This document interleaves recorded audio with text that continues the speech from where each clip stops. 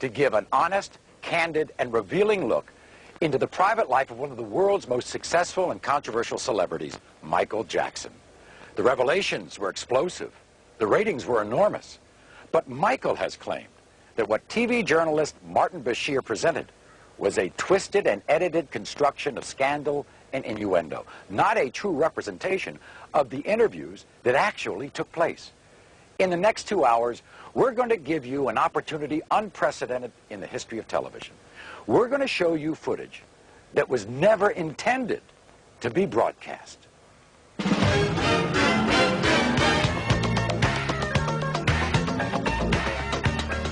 Tonight, the private video from Michael's own cameras. Cameras that shot the Michael Jackson interview. The footage you were never meant to see. As much as I do not speak about my family, I will.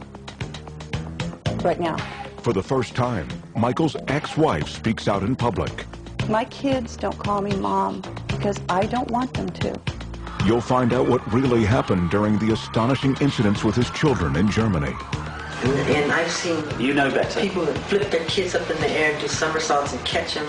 To be honest with you, I think wait another 4 or 5 years, the kids will come in front of a camera and they will defend their daddy.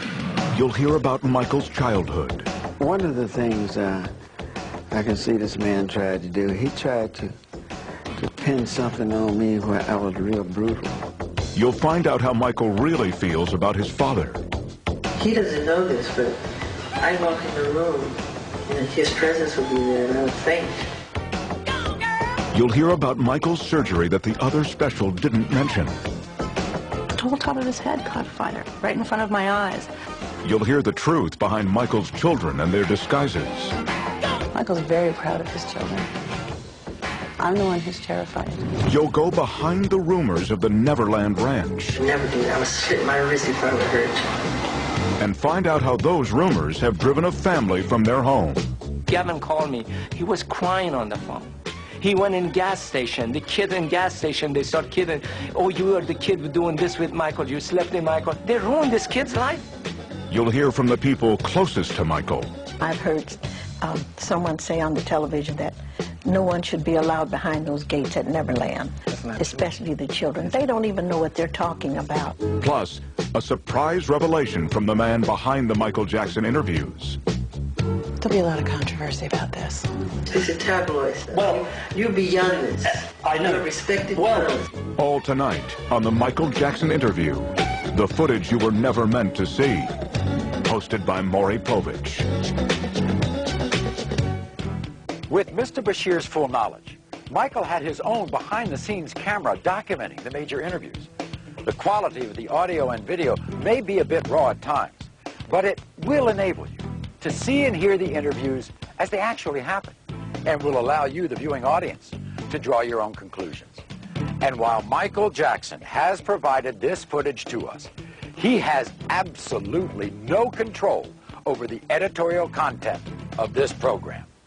But who is Martin Bashir? And how did he get an exclusive interview with one of the most reclusive pop stars the world has ever known?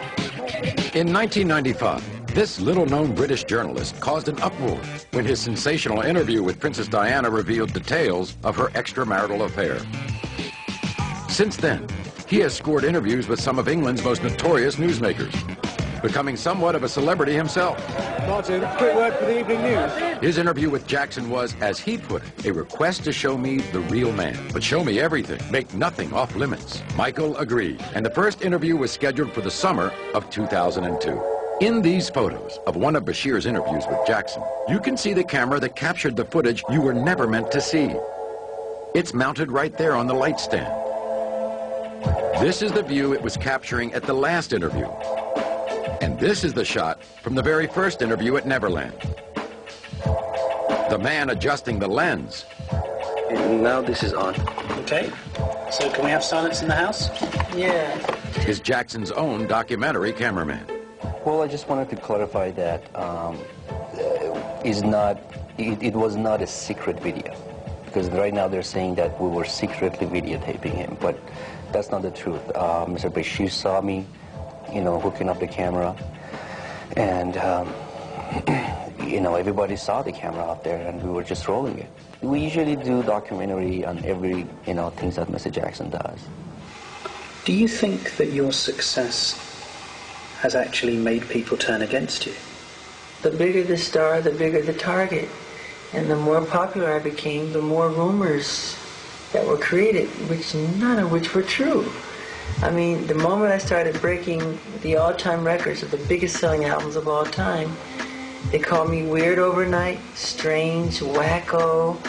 You know, they said I'm a girl, homosexual.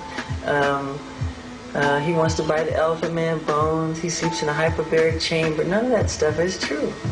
All completely made up. I've seen where you sleep. All a lie. I've seen where you sleep, exactly. And it's not a hyperbaric chamber. I sleep in a bed.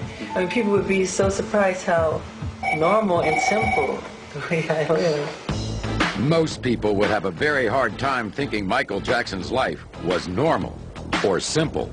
Maybe it's that ranch north of Santa Barbara, California, the 3,000 acres he calls Neverland. Neverland is an extraordinary, a breathtaking, a stupendous, an exhilarating, an amazing place. I can't gather together words to describe Neverland. What inspired you to make a home like this? What inspired me? It was so easy because it was me being myself, creating things that I love. And what I love, kids happen to love, or the child that lives inside the adult happens to love. You know, it is so easy because I'm just putting behind the gates everything I never got to do when I was a kid. Tell me why, is it so? Don't wanna let you go. I never can say goodbye, girl. Do you have regrets about the way your life has been? Somewhat. And what do you regret? When I was really little, when I was 11 and 12, I was under contract with Motown, and I would have to go to the recording studio. I had to go and make these albums because the summer tour was right around the corner, and right across the street from the recording studio was a ballpark, and I could hear the kids, you know, the roar of the crowd and playing and catching ball and having fun and playing tennis. And some of those times I so passionately wanted to just go over there and just play a little bit and not go to the recording studio and sing. Just to, you know, have some fun with the kids. And I couldn't.